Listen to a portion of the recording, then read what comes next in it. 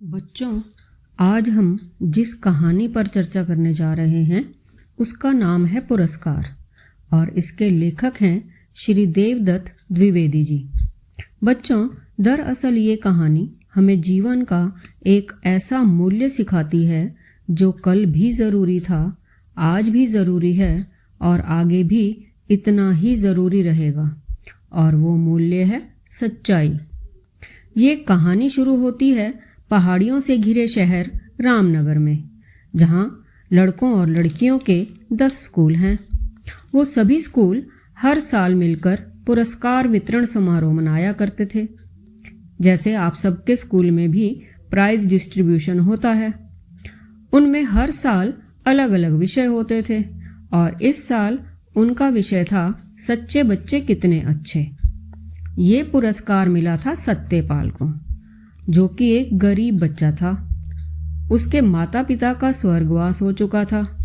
घर में थी एक बूढ़ी दादी और एक छोटी बहन, और हाँ, एक दोस्त था चंचल, जो अपने नाम की तरह ही चंचल था। तो घर की सारी जिम्मेदारी सत्यपाल पर थी, और वह भी बिल्कुल आपका जैसा ही था। जैसे आप छठी में पढ़ते हो, वो भी छठी कक्षा का ही विद्यार्थी था। तो घर चलाने के लिए वह सुबह शाम अखबार बेचता था और पढ़ाई भी करता था। तो हुआ क्या कि एक दिन शाम को बारिश का मौसम था, इसलिए सभी लोग अपने अपने घर जाने की जल्दी में थे। यही कारण था कि सत्यपाल का एक भी अखबार नहीं बिका। उसने भाग भाग कर भी अखबार बेचने की कोशिश की, पर सब बेकार। इतने में आया उसका दोस्त चंचल। अरे ये क्या, उसके तो सारे अखबार बिक गए थे। सत्यपाल बड़ा हैरान। तो चंचल ने कहा, भाई ऐसे तो तेरे अखबार बिकेंगे नहीं। एक काम कर, जोर जोर से बोल कि बैंक में डकैती, लुटेरे नंगे हाथ पकड़े गए, फिर देख। पर ऐसी तो कोई खबर है नहीं अखबार में, सत्यपाल बोला। तो चंचल ने कहा, अरे नहीं है तो क्या हुआ, छोटी मोटी चोरी की खबर तो है ना, थोड़ा नमक मिर्च लगा के बोल दे, वरना बैठा रह रात भर। सत्यपाल ने कहा, भाई हमने तो स्कूल में कसम खाई थी ना कि हम हमेशा सच बोलेंगे। फिर इस काम के लिए तो पहले मुझे दिमाग में सोचना पड़ेगा, फिर मुंह से बोलना पड़ेगा, फिर हाथों से बुरा काम करना भी पड़ेगा। ना बाबा ना, मैं नहीं करूँगा ये सब, मेरे बस का नहीं है। अब किस्मत की बात है, जब ये दोनों आपस में बातें कर रहे थे तभी उनका एक अध्यापक वहाँ से निकला। उन्होंने सारी बातें सुनी और वो बड़े खुश हुए और सत्यपाल को शाबाशी दी और बोले, भाई आज से तुम्हारा अखबार बेचना बंद। मैं तुम्हें हर महीने 1000 रुपये की छात्रवृत्ति दिलवाऊंगा। तो देखा, इस तरह सत्यपाल को सच बोलने का पुरस्कार मिल गया और वो प्रतियोगिता में भी फर्स्ट आया। तो बच्चों, देखा तुमने सच की महिमा को।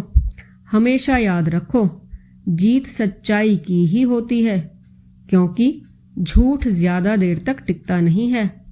और वैसे भी कहते हैं ना, झूठ के पांव नहीं होते। इसलिए प्रण करो कि तुम भी हमेशा सच बोलोगे।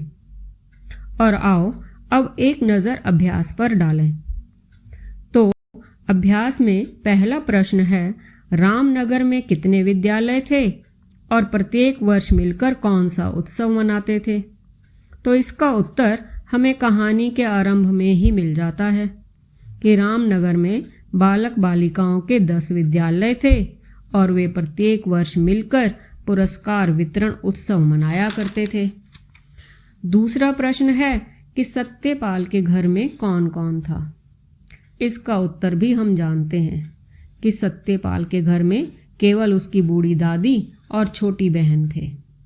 अभ्यास का तीसरा प्रश्न है कि चंचल ने सत्यपाल को अखबार बेचने का क्या उपाय बताया?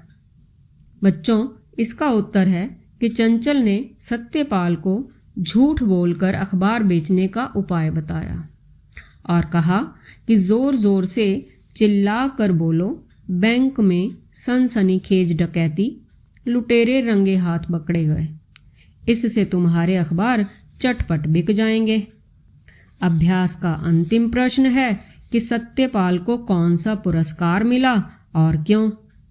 तो बच्चों, सत्यपाल को प्रथम पुरस्कार मिला क्योंकि उसने चंचल द्वारा बताए गए झूठ बोलने के उपाय को मानने से इनकार कर दिया था। बच्चों, वैसे तो आपको कहानी को ही अच्छे से समझना चाहिए ताकि आप किसी भी प्रश्न का उत्तर दे सकें। बच्चों, मुझे आशा है तुम्हें ये कहानी अच्छी तरह समझ आ गई होगी। जल्दी ही फिर मिलेंगे एक नई कहानी के साथ। तब तक के लिए विदा।